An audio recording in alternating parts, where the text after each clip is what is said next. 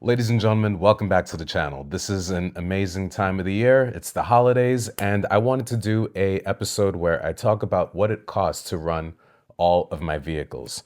So this is going to be an episode about the grand total of 2025 when it comes to running my Porsche 911, the Land Rover Discovery, also cars that have left the channel or have left my garage, the Porsche Cayenne S, and the acquisition of the Lexus LS500.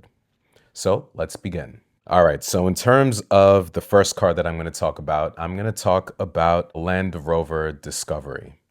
The Land Rover Discovery Series 2 is a car that has been in the family since new, since the year 2000, and there were several things that I had to do in order to get the car up to par. For example, I had to do a sound system because music is important to me. I wanted to make sure that the car was sounding right. The CD player ceased to have functioned on that car.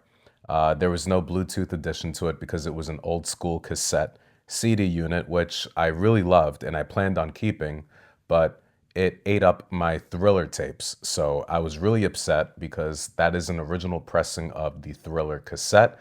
Thankfully, I was able to save it, and that Thriller cassette still works on other applications.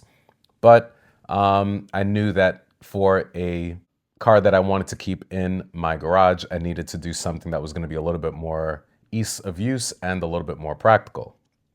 So I converted to an Alpine Bluetooth unit, which definitely works amazing. And I was able to add amplifiers and add a better subwoofer system. And that was about just north of $3,000 in total because there are a lot of speakers. With the addition of a subwoofer and removing a subwoofer and buying some eBay parts on dead stock pieces like the rear tailgate panel, also the retrofitting of the storage compartment in order to accommodate a subwoofer in there. So going from a dual subwoofer unit to a single subwoofer, 8-inch subwoofer inside the storage compartment was an arduous task. It took some custom fabrication and it was not cheap. It was definitely a lot of speakers, all Alpine, because I wanted to keep it under the right budget, but the sound is magnificent. And of course, we have an Alpine amplifier just to tie it all up together. I may switch to audio control because I'm a little bit picky about my sound, and I am a audiophile, so I may do that down the line. And as you know, I am an audiophile because I do love my Porsche Classic radio in my 911, and that thing is set up perfectly. And I did that one several years ago, so we're not going to talk about that one today. In addition, I did some off-road modifications. I needed to do some Falcon tires, some Wild Peaks, and those are night and day compared to what the previous tire was. I also did some Old Man Emu shock and spring modifications, all thanks to the custom shop in Astoria. They definitely took care of me in that regard. I was able to find the Old Man Emu shock and spring setup with a moderate 2-inch lift, all for the sum of $300.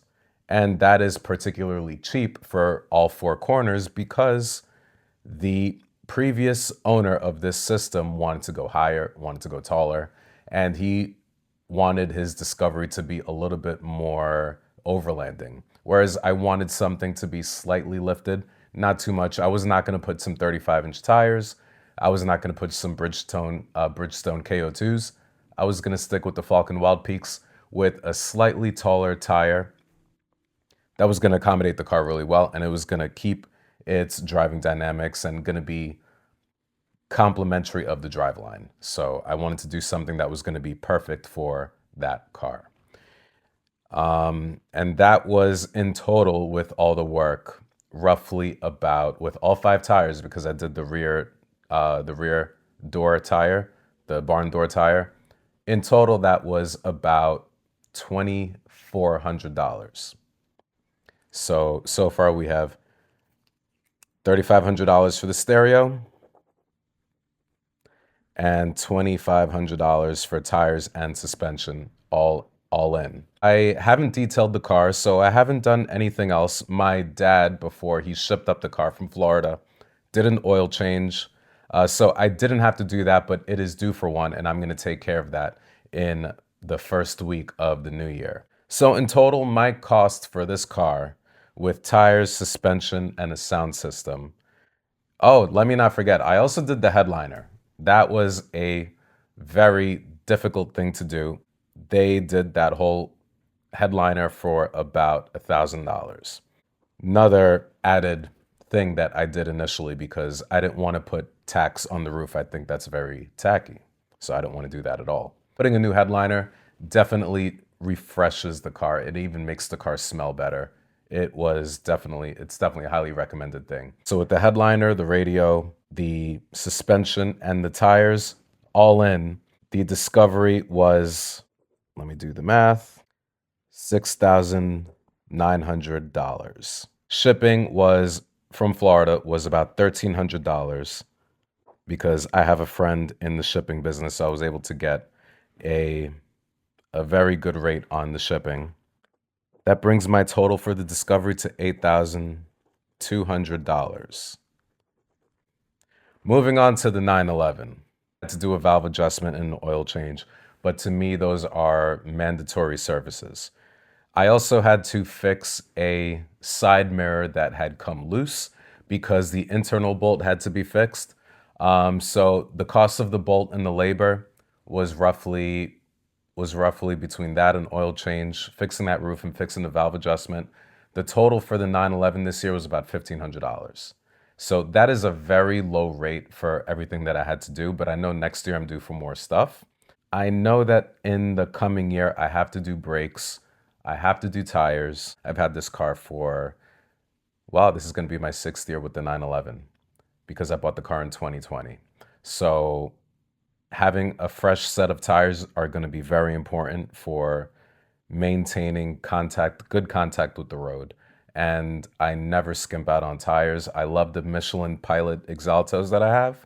I think I'm going to repeat those tires again because they are very good summer tires. They're good in the wet, they're good in the dry, and they do the job really, really well. I did consider the Pirelli Cinturados because those are the tires that are called for on the official certificate of authenticity, but they are prone to fast wear. So I don't want to do a tire that just because it's the official Porsche tire, I'm going to do the tire that's the best tire. I'm going to do what's best for the car. New research on new tire compounds. Over time, tires get better. So I want to definitely do something that's going to be better for performance. And I'm just keeping up with the times, you know? So I think that's going to be very important to do. A car that I sold, a 2011 Porsche Cayenne S. It was my sand yellow car. I sold it on Cars and Bids. Thank you, Doug DeMiro, Nick, the whole team over at Cars and Bids. You guys did an amazing job with listing the car. I took all the photography, just put together some of the best pictures that I possibly could. I put a nice presentation together, a nice video, and putting that video together was a nice send-off for me. I thought that it was appropriate to just like do everything on my own, and the result spoke for itself. I was able to get $23,000. A car that I had originally purchased for about $16,000 on Facebook Marketplace several years ago, 2 years ago exactly. So I made a healthy profit, but in that profit, there were expenses. And thankfully, some of them were covered with parts warranty because Porsche does warranty their parts, and VNS Motor Service, my dedicated European mechanic, he's taken care of almost every single car that I've had up until this point. I had to replace a drive shaft twice, and the second time was under warranty, which was great. I had to get a centering ring for the drive shaft, so that was not cheap. Some of those receipts, I've passed them on, so I don't necessarily recollect the exact total, but that total made me pretty much break even with the sale of the car. But in the end, I got to drive a really cool car for about 20,000 miles over the course of 2 years. So I was averaging about 10,000 miles a year. It was my daily driver. I was driving it to work every day, and it was an amazing vehicle. I did love that Porsche Cayenne.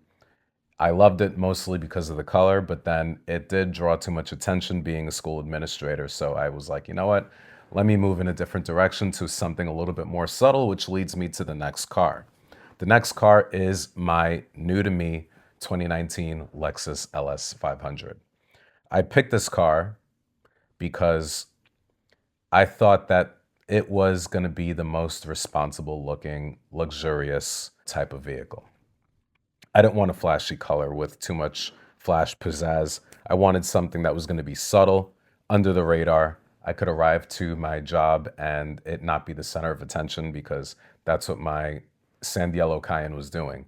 Anytime I pulled up to the office in Brooklyn or on Staten Island, everyone knew I was arriving, and that was kind of annoying.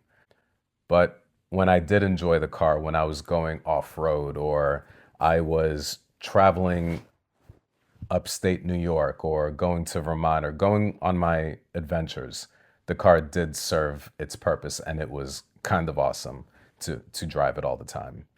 But you know, the car color did help me have a healthy return on investment.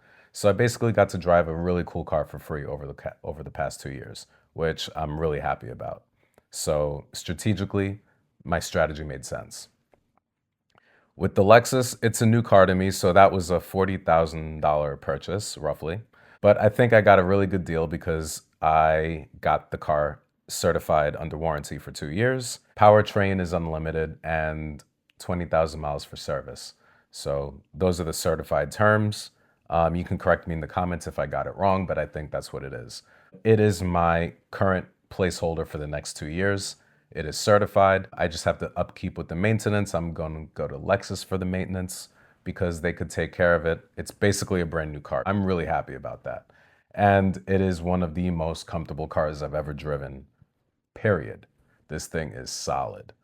It's one of the smoothest riding cars that I've ever had. Not to say that the Cayenne was not smooth, because that was a very smooth driving car because of its unibody platform, but driving a car and it feels like a car. It's low to the ground. It's aerodynamic. There's no wind noise. It's double paned, soundproof glass. It has soft closed doors. It has all these amenities like this. The leather seats are very comfortable. They're very form fitting to the body. It's great. The only thing I don't like about that car is the is that touchpad situation, but I'm getting used to it. The more I drive it, I'm getting myself acclimated with the system. Especially when I have to, like, I want to do the heated steering wheel. I have to do it through that center touchpad. Heated seats, center touchpad, radio, air conditioning. It's kind of annoying, but I'm acclimating myself. But I'm glad to know Lexus is moving away from screens and going back to buttons. So, as someone who loves screenless vehicles, the Lexus does present itself to be a little bit of an inconvenience, but in terms of comfort and durability, this thing is pretty solid and I'm really happy with my purchase. And it has not cost me anything yet. I basically took the money from the sale from the Cayenne and I flipped it into the purchase of the Lexus. So sold the Cayenne for a healthy amount and I pretty much put the down payment and I paid off the car already. That was fairly quick. So now I'm just awaiting for the title to arrive in the mail. I have a certified car with a warranty and I'm really happy about that. I've spent a little bit of money on these cars this year.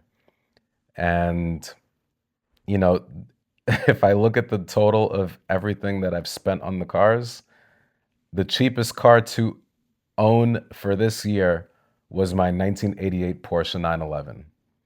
And that's interesting because it just shows you that a simple car has simple solutions. Land Rovers are expensive. Mechanically, it has not presented itself to be a problem, except I have I have the three amigos with the traction control, the ABS, and the hill descent control. I have to take care of that in the new year. I had one service engine light that I got checked and turned out to be not a big deal. It ended up being fine. And I also, if I look at the grand scheme of things, the Land Rover has been my most expensive one because it is the family car. And I was like, I need to take care of it. I need to bring it back to what it was, or maybe a little bit better. Mechanically, it's been pretty solid. So knock on wood, I think that car is going to be great.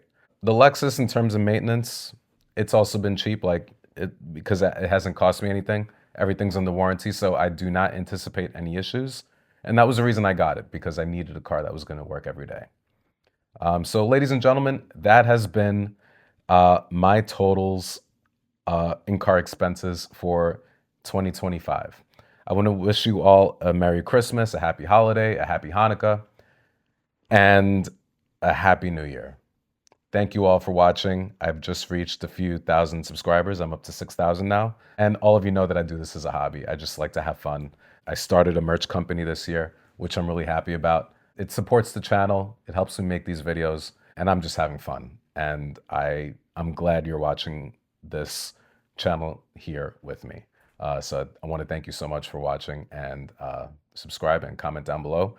And I look forward to the next adventures, because I know I will probably buy more cars, because that's just what I do. Thank you for watching.